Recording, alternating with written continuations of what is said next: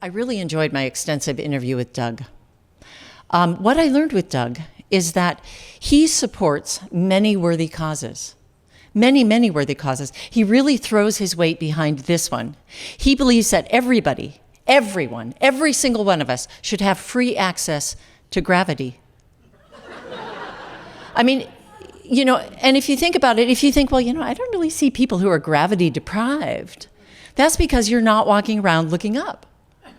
Is that they're all above us. Doug walks around looking up, and when he does encounter somebody who happens to be gravity deprived, he is the first to buy them really heavy shoes. And then he says, once people can walk around on Earth, it's just a lot easier for them to get stuff done. I got to admire him. So Doug, thank you. Thank you for your important work. And I would like to welcome you to this stage to thunderous applause. Doug Woodall.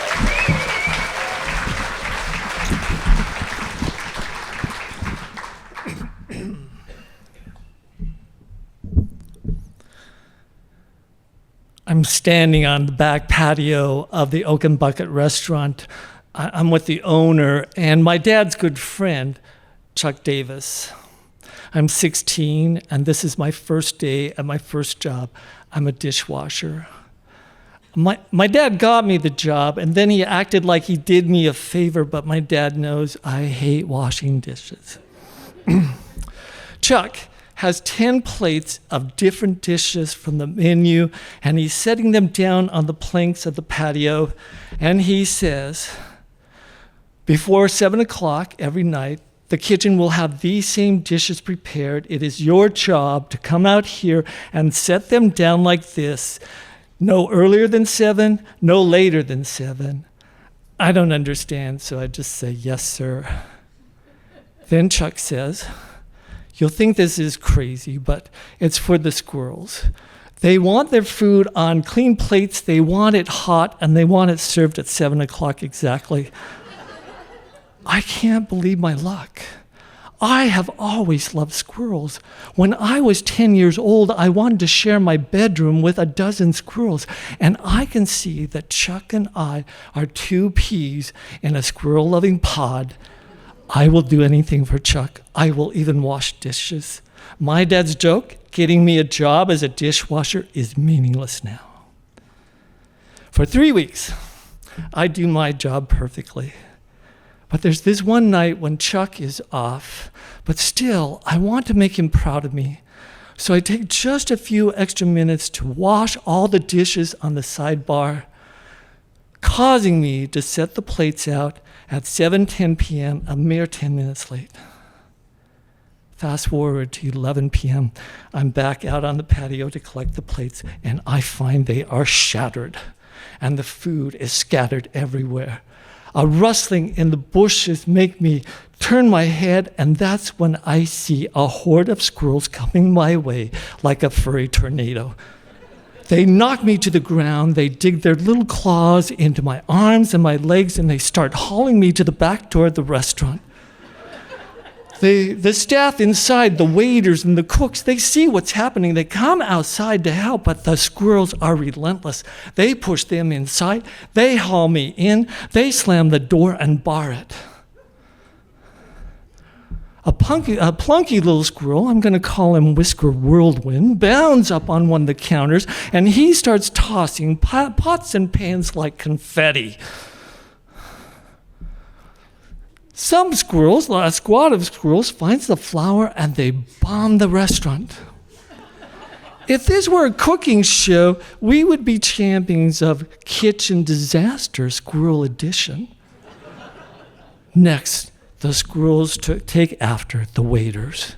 They start going in and out between their legs and their feet, but what they really do is they're guiding them into the dining area. And once they get there, they start throwing cutlery, they start flipping napkins, they start tossing plates, and at one point, they're playing darts with knives and forks. Two little squirrels start hoarding dinner rolls in one corner of the restaurant.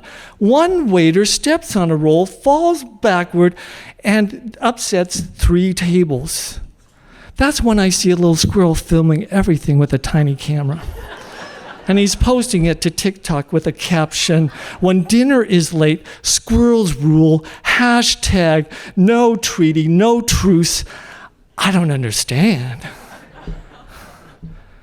But next, they put their beady little eyes on me and they surround me. I am saying every squirrel is around me like this flash mob.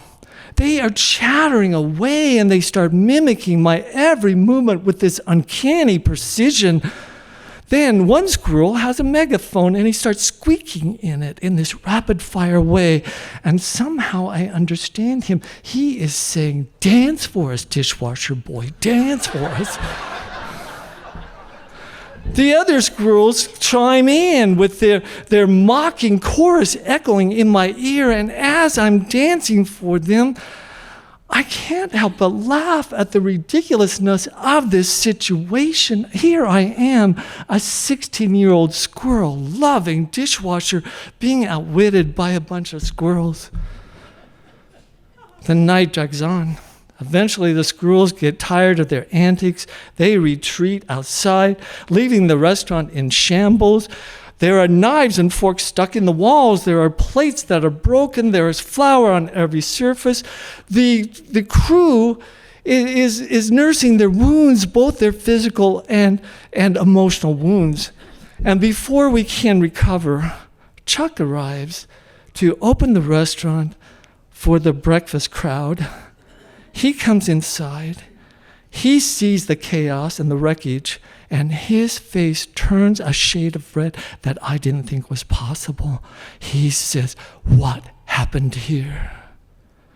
I step forward to explain, but before I can say a word, Chuck points at me and says, You were supposed to put those plates out at 7 p.m. Exactly. What did you do? One more time, I try to explain, but the words get stuck in my throat, and Chuck doesn't have any patience for me. He cuts me off and says, "It took me 15 months to negotiate that treaty. You're fired." As I stand there stunned, I finally come to the realization Chuck doesn't love squirrels. Chuck and the squirrels are in a truce. And I can't help but think, I hate squirrels. And I will always, always hate washing dishes.